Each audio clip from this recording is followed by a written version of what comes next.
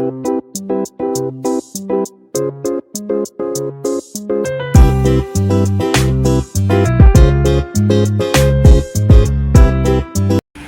किचनमध्ये नमस्ते. आजची रेसिपी आहे कांद्याची चटणी.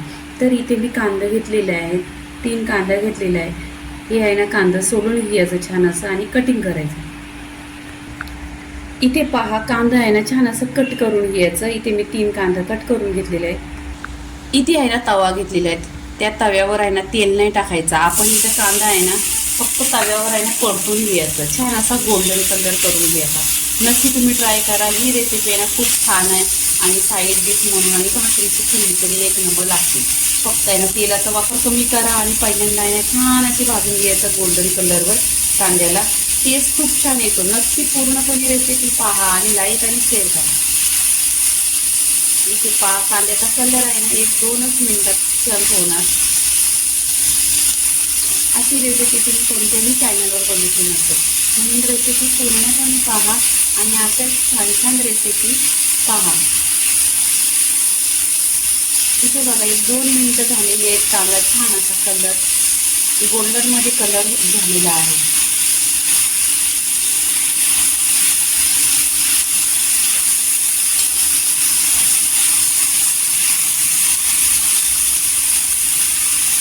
आणि गॅस आहे ना स्लो करायचा. स्लो गॅसवर छान असा आहे ना कांदा आहे ना छान असा भाजून घ्यायचा. फास्ट गॅस केल्यानंतर आहे ना कांदा लवकर जळतो. इथे पहा, कांद्याचा कलर पूर्णपणे चेंज झालेला आहे, छान असा गुलाबी कलरवर झालेला आहे. इथे काय करायचं, आता 1 चमचा तेल टाकायचं. तेल टाकल्यावर आहे ना छान असा परतून घ्यायचा कांद्याला.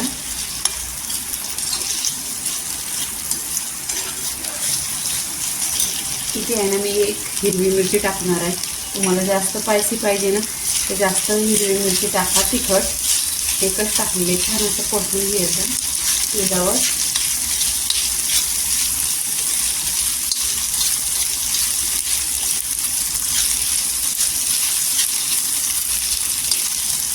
इथे पहा, मध्ये आहे ना इथे तेल आहे, तर तेलामध्ये आहे ना जिरं टाकायचं. जिरं पण छान असं तरतरलं पाहिजे आणि इथे ना पूर्णपणे सगळं परतून घ्यायचं तेलावर. छान असा कांदा पण गोल्डन कलरवर झालेला आहे. इथे आहे ना जिरं 1 चमचा टाकायचं. पूर्णपणे 1 जिरा चमचा टाकायचं, छान टेस्ट येतो.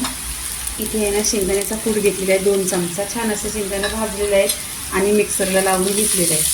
हे आहे ना शेंगदाणा छान असं दाताखाली येतात क्रिस्पी. इथे गॅस स्लो करायचा. स्लो गॅसवर छान असं भाजून घ्यायचं. इथे सुके मसाला आगरी मसाला 2 चमचा आहे आणि हळदी पावडर अर्धी चमचा आणि चवीनुसार मीठ. इथे मसाला जास्त नाही टाकायचं, एकच मसाला टाकायचा आहे आणि याने टेस्ट खूप छान येतो कांद्याचा टेस्ट.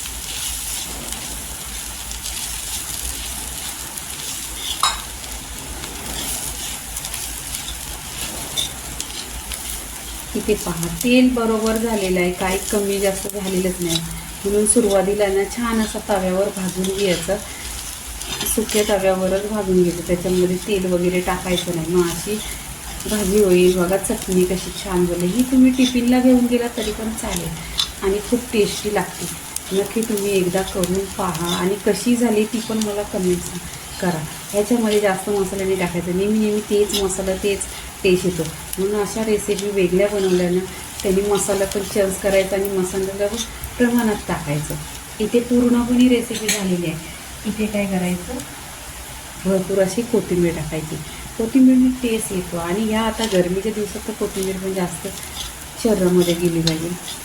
इथे पहा, पूर्णपणे रेसिपी झालेली आहे. इथे आहे ना ह्याच्याशी बाजरीची भाकरी 1 नंबर लागते. तुम्ही नक्की ट्राय करा. आणि इथे पूर्णपणे रेसिपी झालेली आहे. आता इथे मी आहे ना प्लेटमध्ये काढून घेते.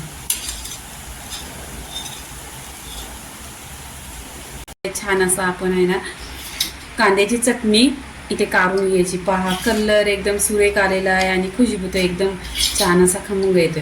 तर इथे आहे ना बाजरीची भाकरी घ्यायची, याच्याबरोबर 1 नंबर लागते. तर इथे कांद्याची चटणी पूर्णपणे झालेली आहे. लाईक करा, शेअर करा, सबस्क्राईब करा आणि नेहमीच खात राहा. धन्यवाद.